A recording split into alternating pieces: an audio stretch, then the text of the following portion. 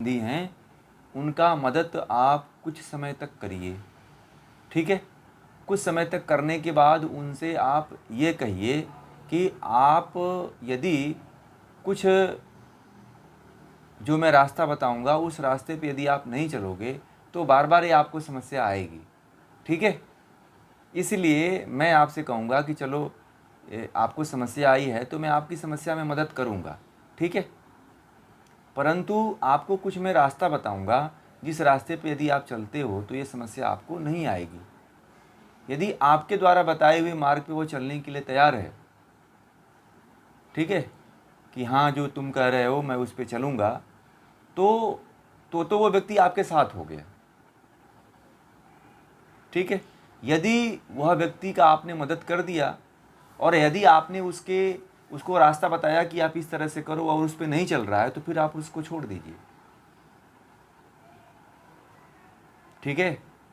फिर तो वो अपने कर्म का भागी होगा ना। आपने तो बता दिया कि भाई इस रास्ते पे चलते तो तुम ठीक हो जाते, परंतु जब तुम नहीं चलोगे तो कैसे ठीक होगे। जो सही रास्ता है यदि उस पर तुम नहीं चलोगे तो गर्त में ही जाओगे ना। जब तुम अपने मन की कर रहे हो तो भोगो भी तुम अपने अनुसार, ठीक है ना। मान लीजिए आपका कोई क्यों ना सगा संबंधी हो, वह दुखित है तो एक बार मदद करिए उसकी, 2 बार कर दीजिए, परंतु उसको कहिए कि देखो मैं आपको कुछ रास्ता बताता हूँ, इस रास्ते पे चलना पड़ेगा और यदि इस रास्ते पे तुम चलोगे तो कोई तुम्हें समस्या नहीं आएगी, तुम सुखी में जीवन रहोगे, ज्ञान तुम्हारा बढ़ेगा, बल बढ़ेगा, तुम और अपने जीवन को तुम सफल भी बनाओगे। यदि उसको ज्ञान बार नहीं दोगे तो बार बार असहाय पड़ा रहेगा वह, तो कब तक आप संभालोगे। तो उसको बोलो कि मैं तुमको कुछ चीज़ें बता दूंगा, उसको तुम करते रहना, अपने जीवन में पालन करो, सही से पालन करो। यदि नहीं पालन करोगे तो फिर दुख तुम्हें होगा। यदि बार बार आपके कहने पे वो नहीं कर रहा है तो फिर आप छोड़ सकते हो, फिर आप अपने रास्ते पे निकल जाओ, ठीक है। क्योंकि इतना आपके पास समय नहीं है कि किसी को उठा करके आप मुक्ति करवाओगे। किसी के जो निजी दुख हैं, जो कर्म है, उसको आप नहीं मिटा सकते हो, क्योंकि वो कर्म का फल तो उसको भुगतना पड़ेगा। जो उसने कर्म किया है उस कर्म का फल तो उसको भुगतना पड़ेगा। इसलिए 1-2 बार तो आप मदद करो, परंतु जीवन पर्यंत आप मदद नहीं कर सकते हो, ठीक है। उसको बताइए, माँ बाप की करिए, माँ बाप की तो करना पड़ेगा आपको, क्योंकि माँ बाप का तो कर्ज चुकाया नहीं जा सकता, ठीक है। परंतु जो अन्य हैं, रिलेटिव हैं, सगे संबंधी हैं, तो उनको तो आपको भाई कहना पड़ेगा कि भाई आप जो है, मैं कुछ रास्ते बताऊंगा उसको करना पड़ेगा, नहीं मेरे रास्ते पे चलोगे तो तुम जानो, तुम्हारा काम जाने। मैं अपने रास्ते पे, तुम अपने रास्ते पे जाओ, तुम अपना ऐश करो, हम अपने रास्ते पे जाते हैं। हाथ जोड़ लीजिए भैया, बस आज के बाद नमस्ते, ठीक है। बस बस इतना ही तक हमारा आपका साथ रहा, इतना ही कर सकते हो ना। पास इतना ही आपके पास भगवान ने समय दिया हुआ है, आपकी भी एक सीमा है ना। यदि पूरा जीवन यदि आप उनके पीछे लगा दोगे तो आप कैसे मुक्त हो सकते हो। सभी सभी को ठीक नहीं कर सकते हो ना, संसार में तो बहुत तरह के लोग हैं ना। तो आप किसको किसको ठीक कर सकते हो। जो ठीक होना चाहता है उसको तो आप करो, जो नहीं ठीक होना चाहता है तो उसको छोड़ दो, जैसी हालत में है उसको उसी हालत में। क्योंकि कोई आपका सगा संबंधी इसीलिए है कि आपसे परिचय हो गया है, दुख इसीलिए होता है, आप मान बैठे हो कि ये मेरा सगा है, ये मेरा रिलेटिव है, परंतु कोई किसी का होता थोड़ी है। आपको ये पता थोड़ी है कि वो आत्मा किस जाति से और किस देश से आई है। आपके भाई ही है तो आपके भाई की आत्मा का पता है क्या है कि, तो आपके जब आपके भाई के ही आत्मा का नहीं पता है कि पाकिस्तान से उसने आकर के जन्म ले लिया, पाकिस्तान में पहले वो मुस्लिम था, वो मर गया, फिर आपके यहाँ आके जन्म ले लिया, तो आपका थोड़ी है ना, आपके माँ बाप का है।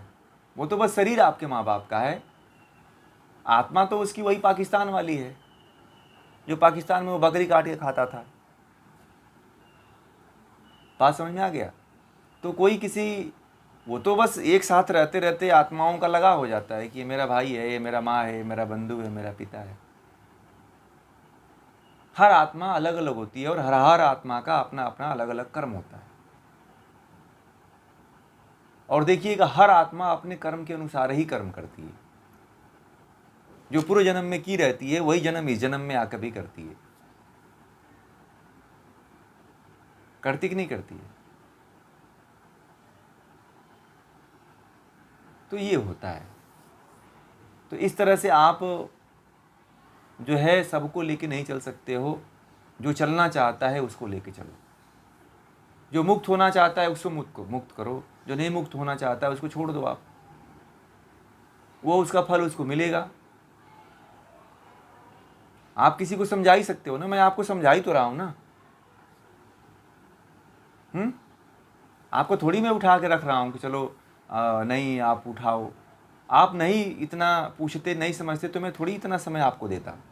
मेरा भी समय होता है ना। आप सीखने के उत्सुक हो इसलिए मैं आपको समझा रहा हूँ, नहीं तो नहीं समझाता मैं। हजारों लोग हैं कि नहीं है? मुझे मेरे बारे में जब लोग पूछते हैं तो मैं जितना पूछते हैं उतना बता देते हैं। ज्ञान की बात पूछते हैं तो ज्ञान की बात बता देते हैं। चिकित्सा की बात पूछते हैं तो चिकित्सा की बात बता देते हैं। है कि नहीं? तो इस तरह से जीवन को जीना चाहिए। आप पूरे समाज, पूरे संसार को नहीं लेके चल सकते हो। वो तो ईश्वर सबको चला ही रहा है। सबको चलाने वाला तो वही है। हाँ, किसी का मदद कर सकते हो कुछ समय के लिए। यदि वह नहीं सुधरता है तो सबको थोड़ी लेके चल सकते हो। हमारा भी बहुत बड़ा परिवार है। हमारे भी बहनें, हमारे भी भाई हैं, परंतु हमारे अनुसार कोई नहीं चलता है। जिस तरह से मैं आध्यात्म के प्रति चलता हूँ, उनमें से कोई आध्यात्मिक नहीं है। किसी का आध्यात्म से लेना देना नहीं है। सब अपने मन से अपनी तरह जीवन जीते हैं सब। तो मैं उसमें बैठ के शोक थोड़ी करूँगा। तुम भाई अपना कर्म करो, मैं अपना कर्म करूँगा। तुम अपने कर्म जैसा कर्म करोगे तो तुम्हें वैसा फल मिलेगा, मैं जैसा कर्म करूँगा तो मुझे वैसा फल मिलेगा। ठीक है? ऐसा होता है। मैं बताऊँ, मैं जितना आध्यात्मिक हूँ, क्या मेरी जो आध्यात्मिकता में रुचि है मेरे घर में किसी की नहीं है। तो मुझे अब थोड़ी सबको लेकर के चलना है। जिसको आना होगा खुद आएगा। यदि मैं उसको लेने भी जाऊंगा तो वो नहीं आएगा। बात समझ रहे हैं? यदि मैं लेने भी जाऊं तो कोई नहीं आएगा। और उल्टे हमारे ऊपर आरोप प्रत्यारोप लगाएंगे, बुराइयां करेंगे, उल्टी सीधी बातें करेंगे। तो इस तरह के ज्ञान को, इस तरह के मर्म को सबको नहीं पता चलता है। सभी लोग नहीं निकल पड़ते हैं इस मार्ग के लिए। ये पूर्व जन्मों का संस्कार होता है और आपके अच्छे संस्कार होते हैं, इस कारण आप चले आते हो। यह है कि कुछ आपके कर्म गलत रहे होंगे, इसलिए अच्छे माँ बाप के घर जन्म नहीं हुए आपके। नहीं तो आपके अंदर भी संस्कार हैं पूर्व जन्म के, भगवान को प्राप्त करने के लिए। आपने भी कुछ भगवान को प्राप्त करने के लिए तब किया हुआ है। ठीक है? जो आपके थोड़े से कुछ कर्मों के कारण जो है आपका जो है ज्ञान जो है अच्छे माँ बाप के यहाँ जन्म नहीं हुआ आपका, इस कारण आप वंचित हो गए। कुछ संस्कार गड़बड़ रहे होंगे, कर्म गड़बड़ रहे होंगे, हमारा भी कुछ गड़बड़ रहा होगा। हमारे भी माँ बाप आध्यात्मिक नहीं थे। हमारे माँ बाप तो अनपढ़ थे। हमारे माँ बाप तो पढ़े लिखे नहीं थे। मैं बताऊँ आपको, हमारे माँ बाप तो पढ़े ही लिखे नहीं हैं।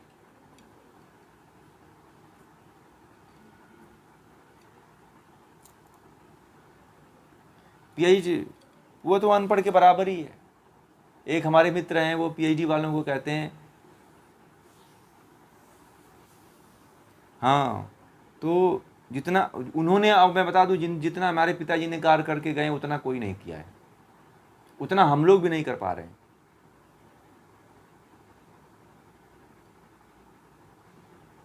जितना उन्होंने, जितने अपनी सोच से काम किया है उतना कोई नहीं किया।